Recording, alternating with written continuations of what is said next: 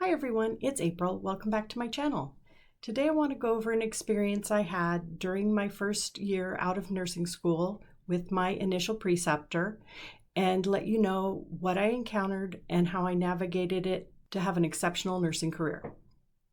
This may be a difficult video to watch, but please do, it will be worth it. No one told me how difficult nursing could be.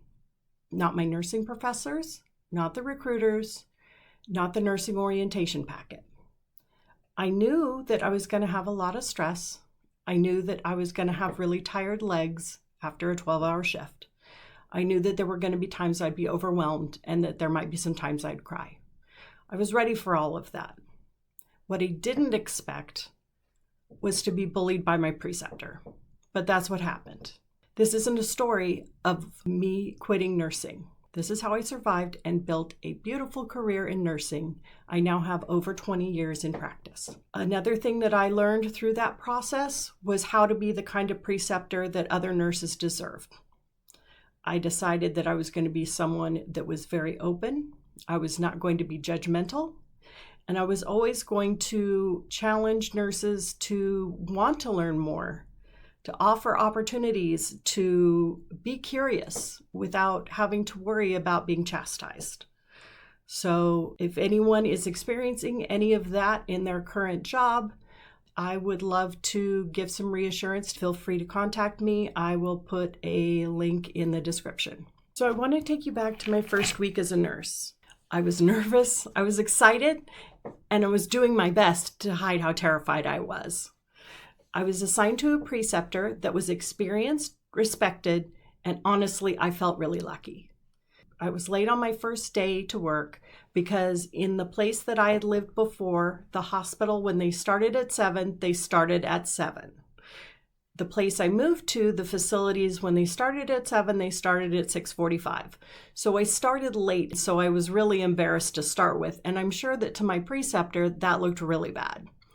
So I'm sure that was not a good place for us to start off. She had 20 years plus experience. She was respected by staff. I could tell within the first couple of hours that she was really respected by the physicians. And so I thought, oh my gosh, this is great. I'm going to be able to learn so much from her, and I'm really excited. Again, counting my blessings. By day 2, things started to really feel kind of off. And I started to hear things like, didn't they teach you this in college? It alternated with, you're a new grad, you're not supposed to know this.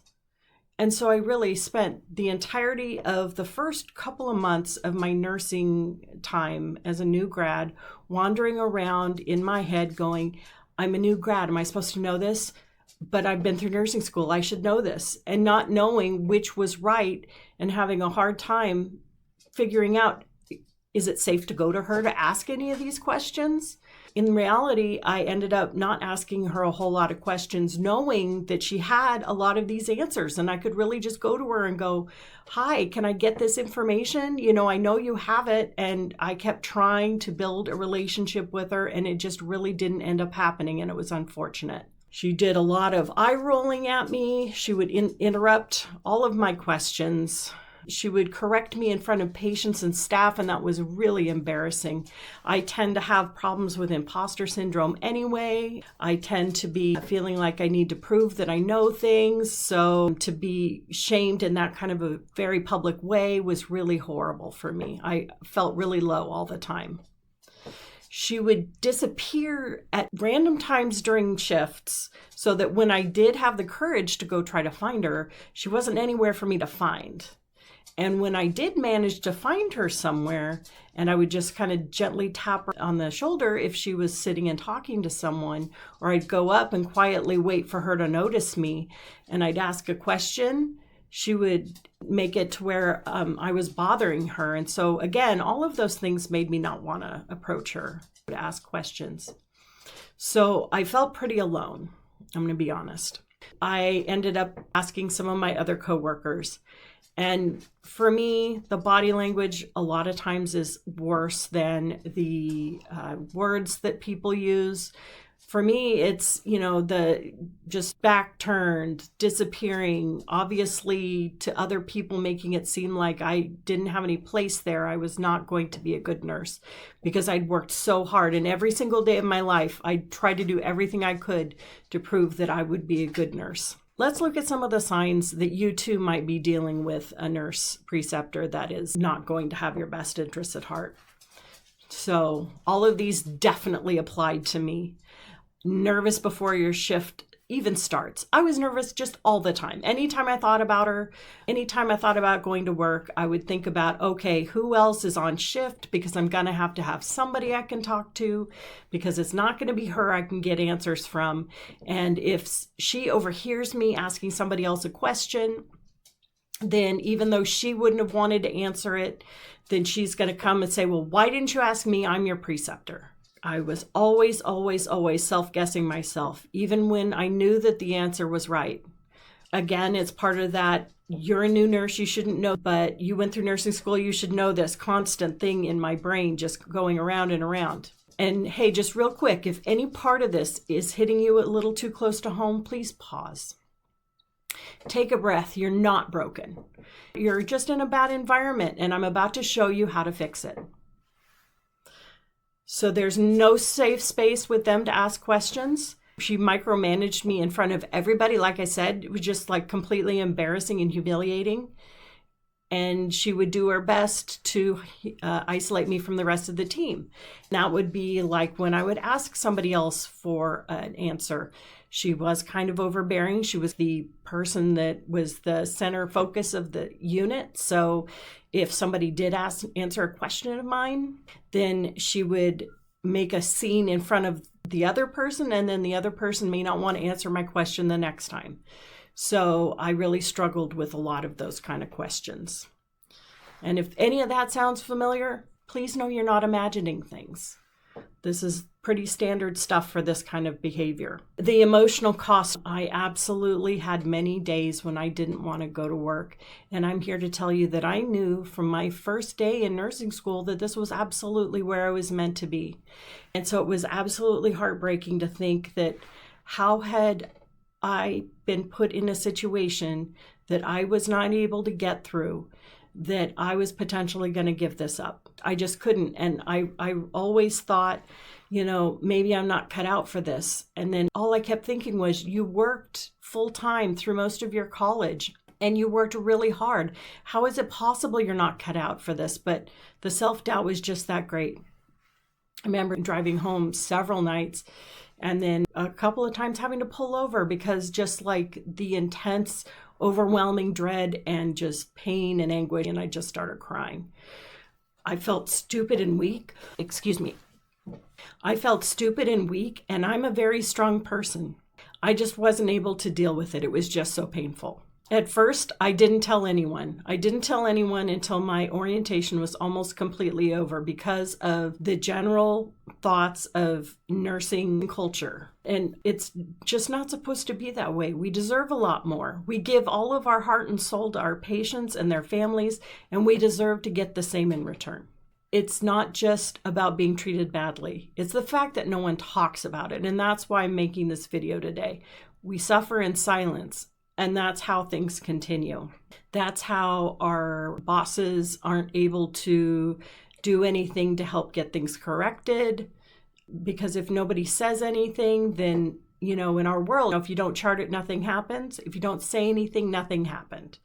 So it's something that we need to definitely be speaking up about. We need to do it kindly and we need to do it productively, but we do need to do it. And so in just a minute, I'm going to let you know what actually gave me that final push to speak up and why it changed everything. And then one red flag that you might be overlooking. The things I wish I had known when I started. If I could go back, what I tell myself and every nurse now walking in your first job, document everything. Keep a journal. Every date, time, interaction. It's important to write down what was said verbatim with quote marks because there may be a time later on that you need to be able to say this happened then, it was in front of X person, because you may need to have people that come in as witnesses. don't wait too long to speak up. Now, waiting as long as I did to speak up did almost destroy my chances at continuing in nursing because I almost had no reserve left. And definitely don't let yourself get that far because you may not make it. I almost didn't. You're not weak for being affected. Nursing in general has a culture of we are able to do everything for everybody at all times except ourselves. And that is changing now to some degree, but we definitely need to keep that up. Nursing can still be a great profession for people. We just need to be sure that we keep up with taking care of ourselves so that we can take care of our patients. Trust your gut. If enough things have happened and things are just really looking like you are absolutely dealing with someone who is being a bully to you, then you definitely need to speak up. And you're allowed to ask for a new preceptor. Now, for me, I was basically at the end of my orientation, so I didn't ask for anyone. I did eventually tell my boss after my preceptorship had concluded, and she's like, well, why didn't you tell me sooner? And to be perfectly honest, a lot of what I've just told you is the reason why. Because I thought I didn't have the right to. I thought it was all my fault. And it really wasn't. Now, today, I can look back a little bit, and it's very important to reflect on this, I will admit. And it's something I've gotten better at later in life. And that is reflect back on what I might have done and might have contributed to it. So I do know that there may have been some behaviors that I could have had that could have potentially contributed to this a bit. And I know that the reason it did was because of how nervous I was, how much imposter syndrome I was dealing with at the time. That is not an excuse. That is an explanation. Over the past several years, I have worked a lot on that so that I don't have those behaviors anymore, so that I don't so that I don't encourage anyone to act that way towards me. Now, I'm not excusing the behavior of my preceptor towards me, but it's also important for me to accept whatever my behavior may have been at the time, because no party is completely without fault. Let's bring it all the way around. So we'll talk about what was changed and how it helped. Eventually, like I said, I did tell my boss. I think that other people, if they ended up having her as a preceptor, there were discussions had so that maybe someone else didn't have to have the same experience that I had. I was scared it would make me look bad. That was probably the biggest reason that I didn't admit why I had the problem, but it didn't. And my boss was really compassionate. She was actually pretty upset that I had allowed myself to have such a bad experience during that time. I started to rebuild my own confidence. That honestly took a while because I didn't have as much as I would have liked because I was kind of a little bit further back than I was when I came out of nursing school. But it had to happen. And now, like I said, I've helped other new grads get beyond that point. I've helped them build their confidence and help them excel in ways I wish that I would have had when I was a new grad. But sometimes when we go through challenges, it's to help other people. And as we know, that's pretty much the goal of this entire profession.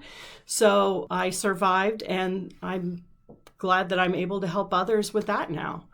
If you're a new nurse and going through this, I see you, and you're not alone. You don't need to tolerate this. You don't need to take it from anyone. Comment below if you have ever had a toxic preceptor, and I'll be reading the comments and replying to any that I see. If you want more videos like this, please let me know. I want to make a community that's very supporting and loving. Thank you very much for coming today, and I will be back with another video soon.